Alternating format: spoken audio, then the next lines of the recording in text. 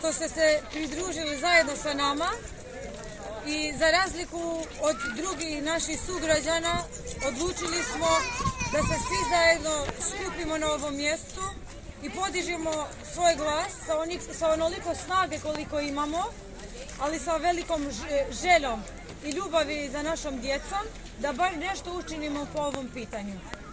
Dosta smo pisali, pričali, kao što znate, ali se do sada godinama već ništa nije promijenilo. Ono što mi zahtjevamo sa strane nadležnih organa, to je opština Ulcinj, počet ću na oba jezika. Që të kemi së paku një park apo kënd lojrash që i përmbush standardet për lojë të sigurt të fëmijëve tanë.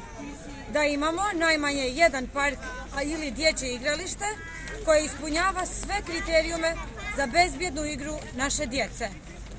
Që të hartohet plani për mirëmbajtjen e tyre dhe që të dënohen keqbërësit. Da se napravi plan za održavanje istih i da se naravno kazne štetočine.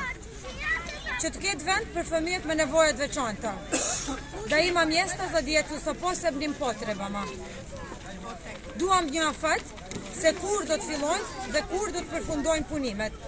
Želimo znati rok početka i završetka radova. I naravno, ndërtesat e reja të kenë hapësira të gjelbërta, da nove zgrade imaju zelene površine. Dosta nam je betona.